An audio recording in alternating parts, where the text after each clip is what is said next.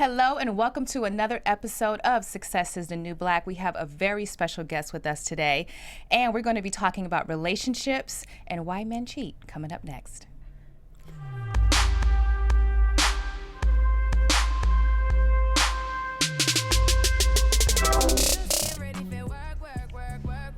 Hello, everyone, and happy Sunday. I am your host, Ashida Onrae, and I have my guest, my co-host, I should say. I'm co-host. Co-host, sorry. I'm so excited about our guest today. I'm just ready to get into it.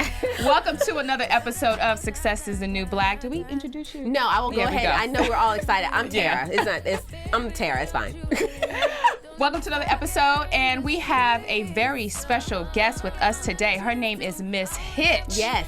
Who is the celebrity matchmaker, but most importantly, mental toughness love coach, which I love.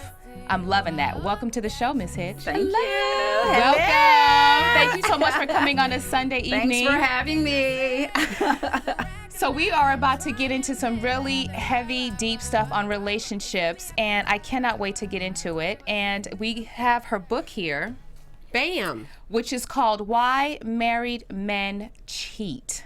I see people like their ears pepping up already like, yes. What? Why Married Men Cheat. Now, before we get into the chapters here, which is really good because I really want to, dive into the chapters because it's so important for men and women to understand the psychological aspect of it. Let's go into Mrs. Hitch. Mm-hmm. Miss Hitch. Miss Hitch. Yeah. Let's go into why she wrote the book and how she got started writing this book. Well, the reason why I wrote the book because I was married to my ex-husband, of course, and he cheated, or I don't necessarily say he cheated, but he had a sexual addiction. Mm-hmm. I don't really call it cheating because the psychological aspect of it is that he had a problem that he needed to cure, and I didn't take it personally. It didn't, my whole thing is getting better and not getting bitter from the situation of what one person did, one experience that I had in my life. Now, after your marriage, when you discovered your husband cheating, you decided to become a psychologist. Absolutely. So take us through those steps because most women, when they find out they cheat, find out that their husbands are cheating, they divorce, they move on, they say, okay, well, you know what, it was his bad, his fault, and I'll move on to the next relationship. But you took a different turn. Right. I decided to become a psychologist because of the matchmaking process. The matchmaking process is just not, when you hear matchmakers and, when I looked into other matchmakers, it's not an easy ordeal. You have to go a little bit deeper and then match the mindset and not just putting people together or just saying, I think you're good for each other, or just pure chemistry. It goes deeper than that. I don't think that people, when they decide to match themselves or choose a mate, that they take it serious or take their own lives serious. So I think the psychology part and then becoming a mental toughness love coach was a very, very important part to becoming a matchmaker as well, and not just saying I'm a matchmaker. Right. Now, when you say mental tough coach, does that mean that you're just giving it raw, like telling people that they're wrong, telling people how they, well, you know what, you were wrong in this, and it's the way that you deliver the message? Is that the toughness that comes out? It's not necessarily the delivery. It is real, and I get people to do critical thinking and to look at themselves. It's not always about the other person and what the other person actually did, but it's actually looking at you, and most people don't do that. I almost, say that people laugh at it, but I say I'm a reverse psychologist because I reverse whatever it is you're saying and whatever it is you do back on you, because if you can always look at you and reverse it back on you, you can always become a better you. And you are it. We're it. That's true. I have to ask you, just from at the top, when you said, you realized that your ex-husband had a problem, you didn't take it personally, you didn't become bitter, you became better. Mm-hmm. Did you have those tools and that kind of self-awareness before you went to school, or did the education and psychology and that kind of thing help you deal with that? Absolutely before. Before is very, even though I have the education on psychology, but life lessons and what you go through is extremely important. It's much more education. It's real. Mm-hmm. You are practicing it in real life. It's just not a book. It's just not a professor giving you all this information and you crunching the information, just taking a test, that's good. Right. But when you have to get to know, what are you going to do to apply it to everyday life, or when you're in a real situation? That's the important part of it. That's the most important part. And I have another question. We're going to get into the book for a sec. But I have another question. Why is it so hard for people to understand the realness of relationship, the realness of themselves, of dealing with their issues, dealing with their past, dealing with their current situations? It seems so hard for people to reflect, or they want to bounce off. Okay, but I did that because of her, or I made that decision because of him. It's never, you know what? I messed up, I own it, and this is why. It's always a battle to try to get people to self-reflect. Right. That's because, most people are living in, my mental toughness coaching. The first thing that I have to do with people that we go through is we break delusion. Most people are in a delusional aspect and a false sense of world on living in their mind and in their thinking and in their head. Most people don't. If you need to go to school to be a psychologist and learn that, you have to seek some type of help outside of yourself to become a better you, and most people don't, because of the influences we have, the people who grew us up, whether it's our parents, mom, dad, preachers, pastors, teachers, whatever the case may be. Then people hold on to that, and people don't take the time to, when they turn 18 years old, to actually grow up, because you have to grow up. Just because you turn 18 don't mean that you're an adult. So that's a task within itself that people actually don't do. And most people are living in what it's called an subjective reality and not a real objective reality, to have a clear stance of what it is. People love to chase delusion. People love to chase what's not real. People love fantasies. They love dreams. It's very hard for people to actually just come down to what's in front of you, what's real, exactly what it is. And it takes practice. And most people and most adults, I could say, they don't practice that. They go off of what other people say, what other people think. People don't think. Mental toughness is critical thinking, thinking for yourself, thinking on your own, and not letting somebody else do it for you. That's the problem. All right. Amazing. Thank you for schooling me. I appreciate it. I'm like, I need to take a break so I can digest just what we talked about in the last 5 Let minutes. the church say amen. I know. So much. So I had the opportunity in my little tabs here, I had the opportunity to read your book, and it's a very, very good book. I'm very intrigued by it. And the book, what you do is you actually talk to real life couples, men per se, and they tell their stories on why they cheated. Yes. And I noticed when I was reading it, going back to what you were saying, that a lot of them did not take the time to deal with their issues beforehand. No. So with that said, how do we do that before we enter into a marriage? Well, it's a day-to-day process. What we fail to realize, and what I think human beings fail to do, is we work jobs, we work our kids, we work our hair, our nails, our wardrobe, whatever, but we forget to work ourselves. And if you forget to work on you and you or it, then essentially there's going to be a lot of holes. There's going to be a lot of space. You're not going to become, as authentic as you can possibly be. It's not an easy task, but it's a day-to-day task. It's daily to be aware and conscious of the real you, who you are, what you want to do, what you say, what you see, people, other people. That's a day-to-day task that we all forget to do. If you don't consistently work on yourself, then we will have some spaces that we lose. I watch television. I watch all sorts of television programs, and one of the television programs that are out, recently, Married at First Sight. Oh yeah, yes.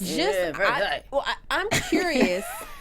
Listen, I should have been on that show. Well, I'm just saying. The host, Married at First Sight. I mean, good night with that. I mean, hearing you talk about and how you break down day-to-day life and people not really taking assessment and how people don't take it seriously, what is your opinion of a show like Married at First Sight? I mean, what's your opinion of the show and what they're showing? I mean, what they're showing is still a lot of drama, in a sense. And I believe that two grown people getting together and want to be in a relationship, it's a upward battle of a hypnotic flow and rhythm of harmony. And you would know that it's a flow. It's not going to be the currency. You're not going to continuously bump heads and bump heads, bump heads. When that happens, I believe that someone is not ready, someone is not whole, someone needs to possibly go inside themselves and see what are their own personal issues before you decide to put yourself and implement yourself in someone else's life, someone else's family. And those things we really don't do. You can, I've interviewed some couples who've been married for 30, 40 years who said it was the high school sweetheart or it was the first sight. But there was some, there was some things that they had to go through in order to keep that together, of course. But married at first sight, I think it's just a show. Okay. I appreciate that. I mean, I'm just, I watch it and you see you have these professionals and you're putting people together. I'm like, from someone else outside of that, I just wanted to know the professionals have to be real. That's the catch. Like if I'm going to be a mental toughness coach, I have to be mentally tough and inclined myself. I can't just be in a whole disarray in my life and just sew everything like a stress bag and then I'm trying to, it's just, you have to be careful of who we have as authority figures. Got it. Yeah. That's important. Got it. I have a question for you for the ladies to help guide them based on your book. So on one of your chapters, the gentleman was married and the wife had a baby and she paid so much attention to the baby. That's Kenny, which neglected the husband. Yes. Which is, some of my friends have done that and have been in that situation. Absolutely. Now I get it from his aspect and I also get it from her aspect. How does the woman, not saying that it's his fault that he cheated and you taking care of the baby, I just want to clear that up. Everybody out there is watching. Please do not tweet me. Do not Facebook me. Like, why is it her fault? Why? Yeah, I'm just asking a question. That's it. Okay. The question is, how does a woman maintain balance where she can take care of the infant and take care of her husband to where he doesn't feel neglected? Well, you have to be, first of all, you have to be consciously aware of, most of the time when we have kids, we have babies, a lot of times they be like, oh, I'm pregnant. It's just how I'm pregnant. A lot of them are not planned. And with that being said, like I said, consciously aware, knowing that you do have a husband and he's still going to need the same amount of attention to implement him in with the kids as well, and always be aware that life is not one-sided. It's not always just because you have a kid, because I have one, so she know and I know that life is not all about you, me, and us. It's about everything around us. So it's very important to maintain a balance, because like Kenny said, he got left out. He felt like he was an outsider. He was on the outside looking in, like, oh, okay, well, you over there with the baby. And then it can become a sense of loneliness with the men, like, he have. And a lot of women, I have a lot of those stories that they do that. Life is not just about, oh, I have this kid, I want to protect this kid, oh, I'm going to have this kid, because, most of the time the kids, they get old and then they don't even think about you. They gone. You living their own life. They living their own life very quickly, and they will turn on you very quickly. So you have to tread that water very slow. Okay, I'm take care of you. We can't do. We want to be as mothers the protector. We want to keep you, but in a real sense of life, that's not real. We can do what we can, and what we should do, and make sure we continue to balance and maintain. Don't put something out because something else came in.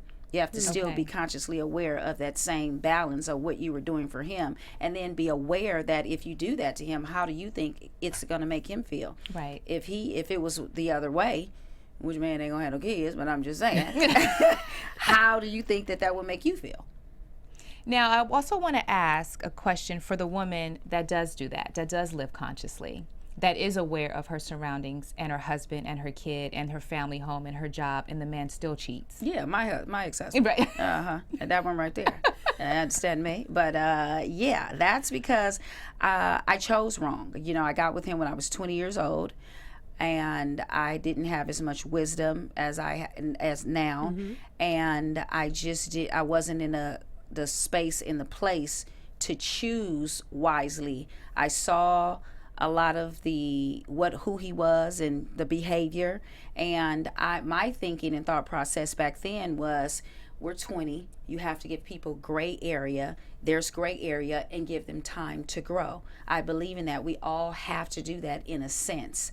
However, because I was with him for 12 years, and what I started to study him, learn him, I probably knew him better than he actually knew himself after it was all over, said and done, is that people are going to be who they are. When you meet them that day and they express and tell you who they are, believe just that.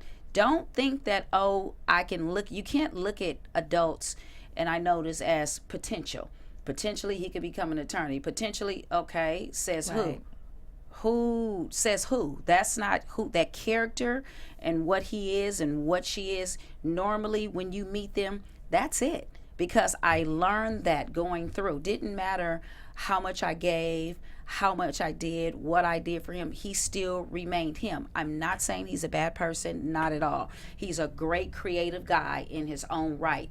We just wasn't meant to be together. We just on two different mindsets, two different planes, and it's okay. I understood it once we got older, and it was time to, depart.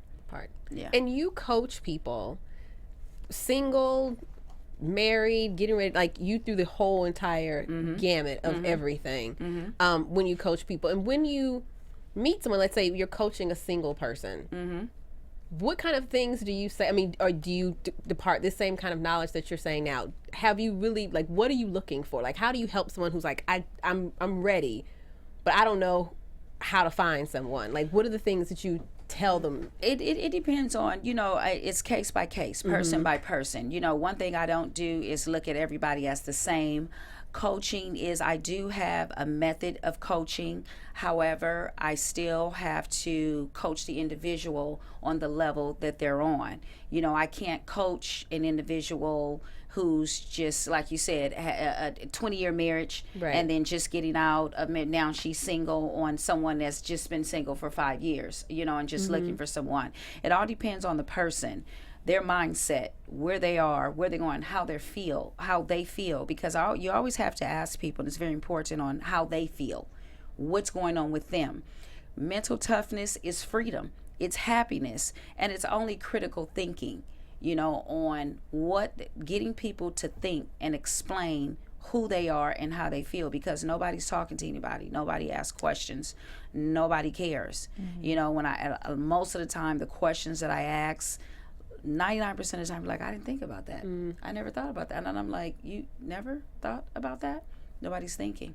Most people are laying dormant in their mindset. So it's just an awareness and awakening, person by person. So much of it you hear in relationships, people need to communicate, but you're advocating that as yourself, you need to be introspective and think, and almost communicate with yourself and ask yourself questions. Like, absolutely, because if you're not communicating with yourself and thinking on your own, then how you think you're going to just jump in somebody else's life and think and ask questions? It doesn't happen. That's why it's so many relationships out here and people are together, but they're just together. It's a lot of useless relationships that are together that we're just tolerating each other, waiting on you to change, and he waiting on me to change, and not knowing that you have to change for it, or waiting on the world to change for you. That's not going to happen. It's so many of those out there, and people are not getting into it like it's a partnership. I'm getting in it to win it. Do this person have the tools that I need in order to build a partnership so that we can have the harmony of the hypnotic flow and rhythm of an upward battle? And most people, but most relationships will have problems. I think it's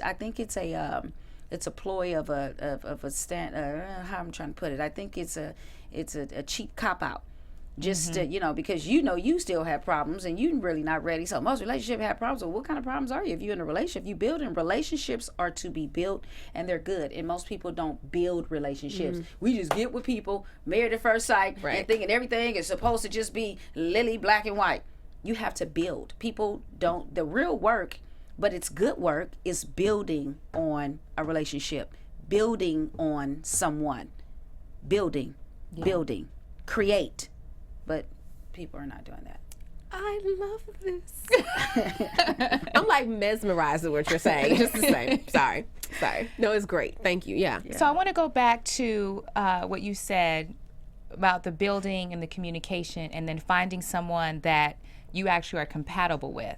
Because oftentimes we're dating, you meet someone, you're dating, and they have this representative that they show at first. What are the tools that the woman can ask, and the men, to find out the real person and not just think that they're falling in love with the representative? And people always said, I hear that the representative. Most of the time, I really don't believe in the representative. People come and they really state who they are. It's just we are so delusionalized. If that's not a word, I'm going to put that in the dictionary. But anyway. It is now. It is now. And we're looking at the person for who they could be for us in our thinking and in our head, and not just simply looking at the person for who they are and who they're saying that they are. We're looking at it on making them, and everything they say and everything move they make, we're making it to fit us. And we have to change our perspective on when we date people and how we see people, how we view people, just to see them and view them strictly for who they are. And then us women, just because we meet a man doesn't mean that every man we meet that he has to be our next knight in shining armor, our next husband, our next sleep with, our next boyfriend. We are viewing the wrong way. Our eye, the lust of the eye, is absolutely ridiculous. Our perception, we could see people, because every man that I meet or want to think that they want to date Miss Hitch, that's not what I look at them for who they are. See if I can possibly do a business deal or something else with you. Gotta get that business in. Yeah, exactly. Not necessarily you coming home with me. That's what you're not doing. Okay, hold on for a second. See, and most women view and look at men like that, and we can't do that. Ask questions. Don't just sit. When a man says something, you ask questions, and most women don't ask questions, the right questions. Yeah. Where you going? Who you with? Do you even want to be in a relationship? How was your last relationship? What did you do? I mean, there's nothing wrong with asking questions. What do you do? Who do you live with? And not just letting him talk and tell, and then you just letting him do and be. You have to ask questions and then sit back and just watch the action. Because a lot of us women too, we just take what they say. Oh, what you said. Well, he just showed you what he didn't say, and you didn't see that. That's your fault. We don't watch. We just all just so thirstified. We want to just get in on him and like, oh, just because of the way he looked or because of the state that we're in at that time. We want somebody. My biological clock is ticking. I want to be married. So then you go throw your thirst bagness on just the next thing that comes up, and he might not even be the one. We don't do enough homework. Not saying that you got to go do this whole big background check, but you should do some type of background work. When someone says something, watch the actions. A man told me, not a man, 1, 2, 3, 4, 5, a lot of them said. 1, 2, 3, all y'all out there. This comes from a focus group. All of y'all and all of y'all said that it's easy for me to tell a woman something and, keep leading around with that, and I really don't have to do it. Interesting. Several of them have said that. And I'm like, interesting. Different men that don't even know each other. I can just tell a woman something that what I'm going to do and don't even have to actually carry out the action to even do it. Because the delusion of the mindset of the false that you keep chasing of something that you want to happen, that you think going to happen, that's not happening. Because we living in our heads. It's that woman brain. The woman brain. This is the woman brain. I'm going to get a form spring together on the woman brain. Woman brain. Come on now. They be like, the man is saying something else and you thinking a whole, I'm like, he never even said that. So if a woman was to find someone, a real man, and depending on what's a real man right, to a real woman, all that, that's false hope system. What's real to you? You know what I'm saying? Depending on the state of mind that you're in. Exactly. I mean, we don't know what's real. I mean, girl, because a lot of them, they be like, it's a real man. I'm like, compared to who? You mowed it. Okay. I love it. Love it. Okay, so how does Yeah, do, girl. Bye. How does, I got a text. All right. How does one woman avoid being cheated on? choosing the right man. It's not an avoidance. See, we saying that this is where we have the whole cheating thing it's in a false sense. Cheating, know the man that you're dealing with. Know the man that you're about to get into a quote unquote relationship with. Right. That just know the person you're getting into a relationship with. If he's capable of being faithful, is he capable of being honest? Is he capable of being loyal? See, what people don't understand, loyalty is not something we do. It's who you are. You have to become loyal. Like if I come into a man's life right now, honey, I'm already loyal. I'm a loyal person. I'm loyal to me. I've become that. That's my practice. It's loyal. Not because you showed up and now I'm with you. Now all of a sudden I'm loyal. You just said you cheated on the last one, and then the one before that, then the one, and then they be like, oh, well, okay, well, I'm this, I'm that. He ain't gonna cheat on me. Well, what are you? What are you doing? What are you, what do you do? We have to become real helpmeets and real helpmates to these men out here, and vice versa. Not just pop in somebody's life, just think because of you and you could be looking half decent, and you think your sex drive is doing something. All that stuff doesn't matter. That's old. That's out. That's outdated. Yeah. That's under the water. You have to become more. We have to come with self-value. What's self-value? And then when you know you are valuable and you have self-value, then you just don't prostitute yourself to everybody. You're not for everyone. Right. Like me, I know that I'm not for everybody. It'll be very unfair for me to go and date my ex-husband again. Like I say, he's a great guy, but just not for me. It'll be very unfair for me to do that because the levels that we're on, his mindset and thinking, my mindset and thinking, what I think, the way that I think, and how it'll be unfair. Then we're gonna bump heads all the time because you just know the person that you think that you're trying to get into a relationship with. That's just it. And we don't do that. Right. We just jumping in, and most of these relationships are assume. I've talked to people or the couples that have been in relationships for 15, 10, 20 years, and they don't even have half the information. Let me just go back to the man in the book. I asked him, did your ex-wife know any of this? Nope. And I probably could say all of them. Nope. Well, except for my ex-husband, because like I said, I coached him through his divorce, and I was divorcing him. Yes. He was going to have a heart attack if I didn't. Ooh, Lord have mercy.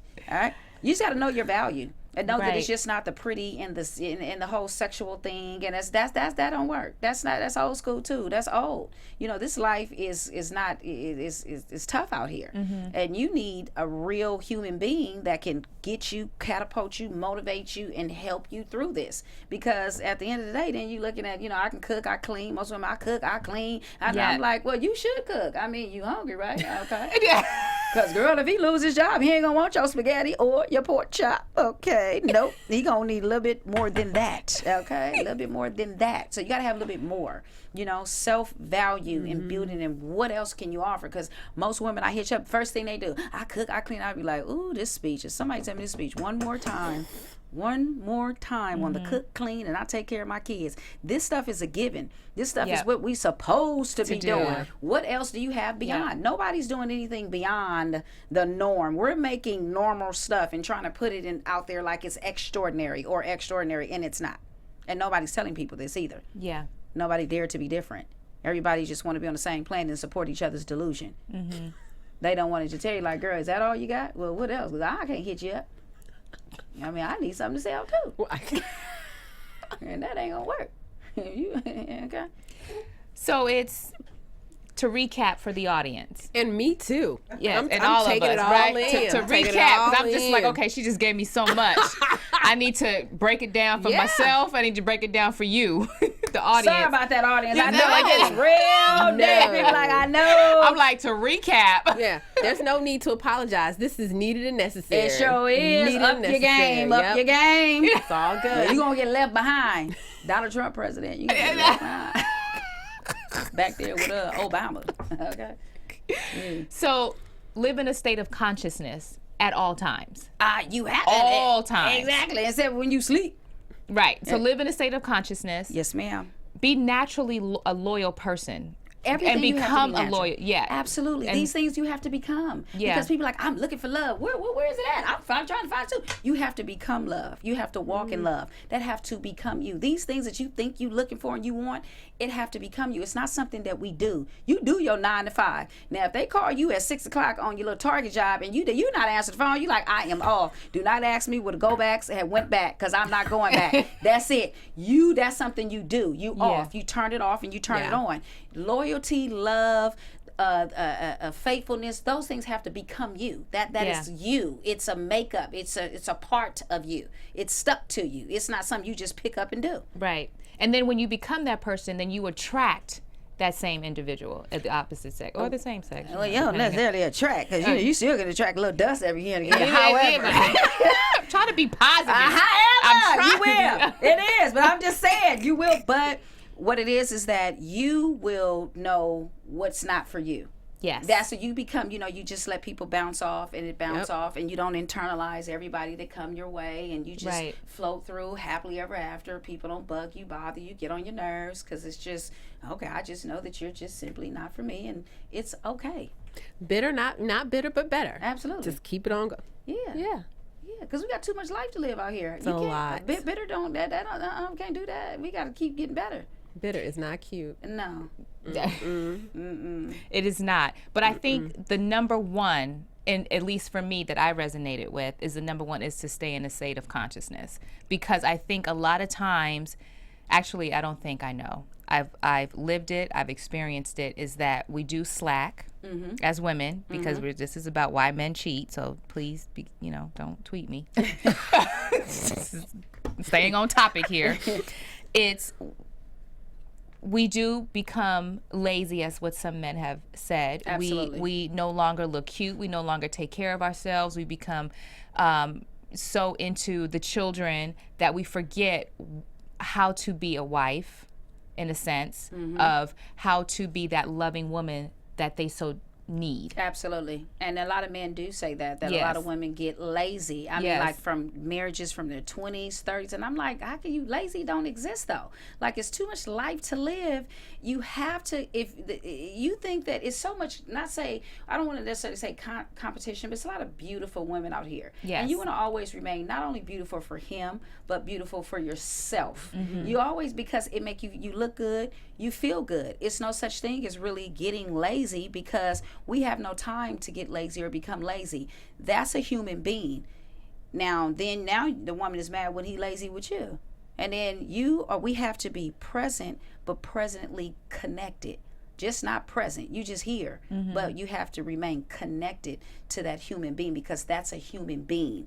That human being matters. They say Black Lives Matters, all lives matter, but I'm just saying that life, it matters. And we have to know that we don't take life seriously. We don't take our spouse life. We take jobs more serious. We show up every day on time. Yeah. We there. We going to get that paycheck. Hey, welcome JCPenney's. How may I help you?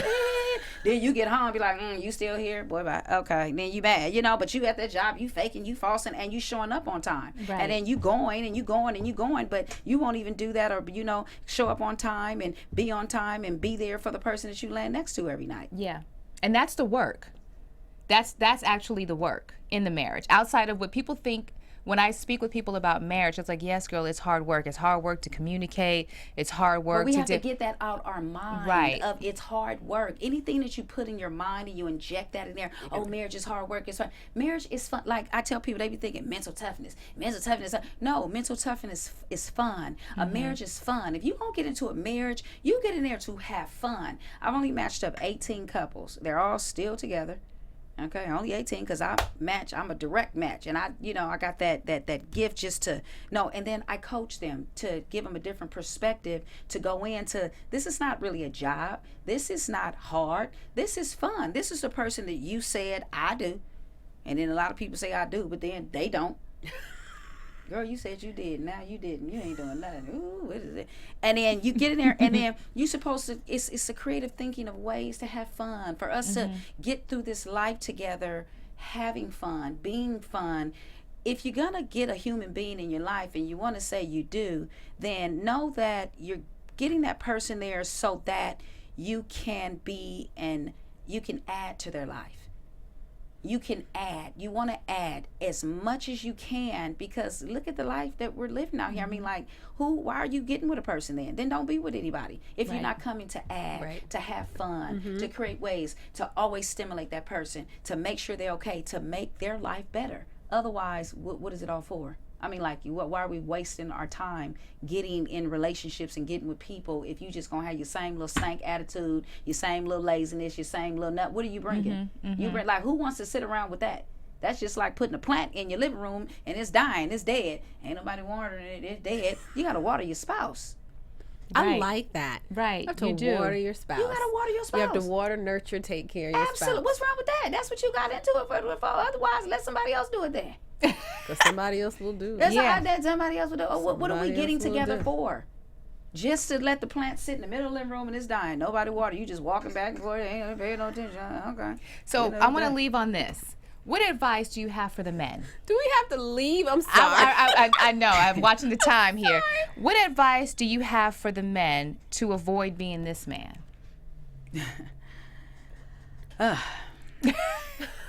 Lord have mercy. What advice I have for the man to avoid being that man? Just recognize your true essence of yourself. You know, recognize your true. If you know that you are not, you have hidden demons, you're really not ready, I recommend you to come get coached by Miss Hitch. That's what I recommend. There we go. Go see That's Miss the Hitch. answer right there. Miss Hitch. Because I'm going to directly make sure you are on the up and up with yourself. Because nobody's talking to the men either. Nobody's paying them no attention. They just a macho man. That's a human being. Just like we are. They have emotions, and more men are more scorned than the women. If we don't know, but nobody's talking to them. We just looking at us men. But I recommend them to come talk to Miss Hitch. That's what you do. I'm going to go out and be like, no, go talk to Miss Hitch That's first. exactly what you should do. I tell everybody, I'm like, you can come talk to Miss Hitch? Ooh, that's why you're in this situation. But, you know, people avoid me too, because people like to still stay in their false sense of delusion. And they don't want to hear what's ready. real. They're not there. But you got to get, I mean, you have to be ready. You better be. What else you doing in this life? You cheating yourself. So if you would avoid that, then keep cheating yourself. Right. That's why I told my ex-husband. I was like, ooh, okay, I'm gonna get ready to get out of this. You cheated yourself. You didn't cheat me. You didn't cheat on me. You cheated yourself. And you know, now I don't think he's still out there kind of scrambling. So you know, it's been 8 years. But he's a great guy. But it's just, you know, you just see that it's now he's out there. It's not that easy. Yeah. Miss Hitch. Miss Hitch. Thank you. Missy, you so welcome. Thank you so much. Thank you so much for coming on. You can find Miss Hitch on misshitch.com. Yes, ma'am. And on Twitter. Yes. Facebook. Yes. Instagram. Yes. Miss Hitch. Miss Hitch. And Miss There Hitch, we go. You have an event coming up for the holidays. You're doing some the toy drive. Right, toy drive, charity. You know, Miss Hitch have to get out there and, you know, continuously to, you know, give.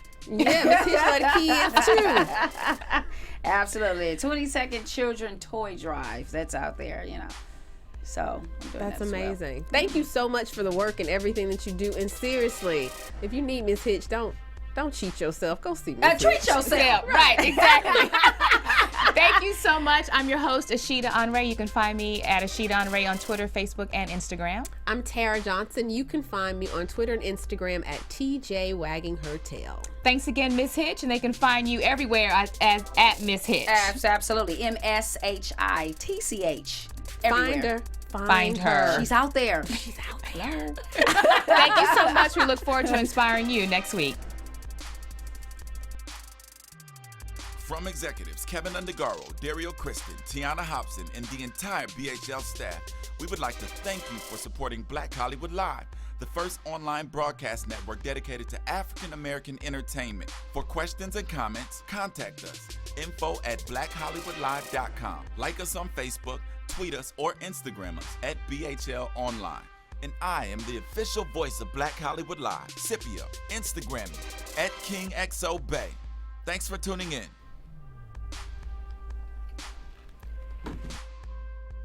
The views expressed here are those of the host only and do not necessarily reflect the views of BHL or its owners or principals.